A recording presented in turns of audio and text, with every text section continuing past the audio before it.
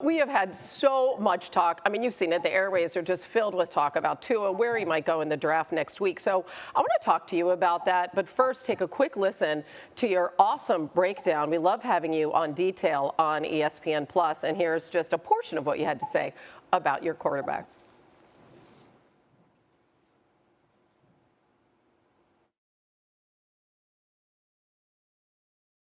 On this episode of Detail, let's take a look at our quarterback, Tua. All right, so we have several options on this play, and you can see Tua fake.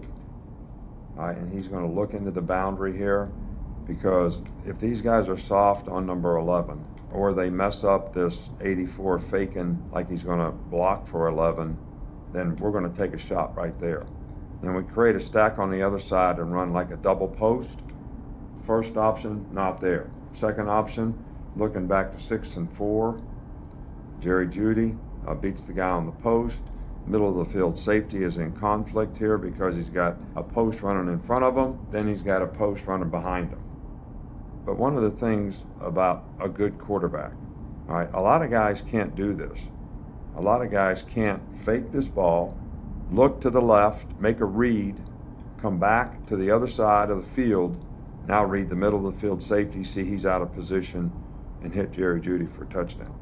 That full episode available now on ESPN+. And that's just a little snippet of how special he was in college. He had such a huge effect on what you were able to do there offensively. What do you think is the most important way his game translates to the NFL?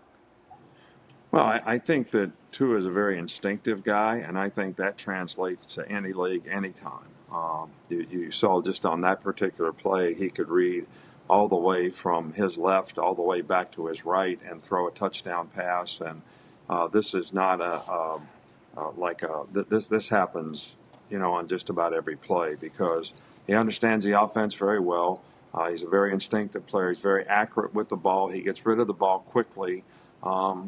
So I think it's going to translate extremely well because that's really what that game is really all about. So he can read coverages. He's bright. He's smart. And I think the biggest thing is he's instinctive and accurate, and he's a very good leader. Could you see him starting right away, or would it be your preference if it was your call to give him some time to develop at the next level? Well, I think that the way I answer that question, even for all the guys that we recruit here, we want to give everybody an opportunity to play, and I think it would be great if Tua was in a situation where he was given an opportunity to play and he was sort of groomed to play.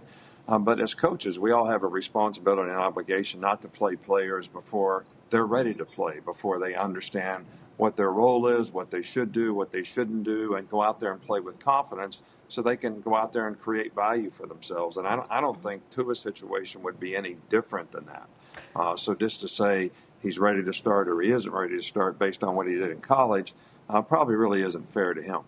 And when you get these questions in the lead up to the draft, because the question isn't about his ability, it's about his durability, about his health, how have you answered those questions? Well, look, I think Tua is a great competitor, and I think one of the things that we've tried to talk to him about, which most of his injuries here have occurred when he extends plays. And he does not give up on the play, and it's because he's a great competitor. And you certainly, don't want to inhibit that spirit in any way, shape, or form. But there's also a time to be smart. Both ankle injuries that he got and even his hip injury this year were all because, he was trying to make a play when the play had broken down. And it really, there wasn't anything there. And to throw the ball away sometimes is okay. As long as we end every play in a punt, in a kick, whether it's a extra point, field goal, or a punt, we can survive. But we don't need to be losing our quarterback because you're trying to make a play when there isn't one there.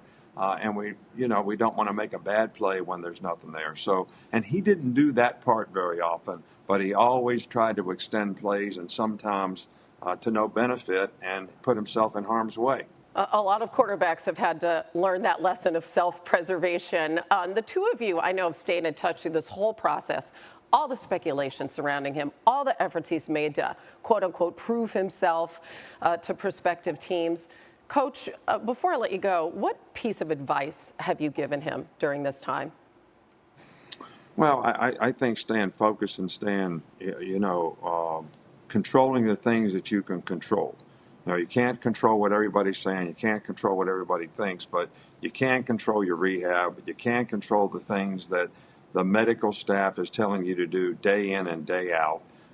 And be smart, be upfront, and the last advice that I gave him was, you're not going to be able to do a medical recheck, so make sure you get rechecked and send it to all the teams, so at least they're getting that information from somebody that they have faith, trust, and confidence in. So, and I think he's done a good job of managing this and good job of handling this. He's worked really hard on his rehab, and I do think he's in a position where, he's ready to start playing football again. Thank you for watching ESPN on YouTube. For live streaming sports and premium content, subscribe to ESPN+.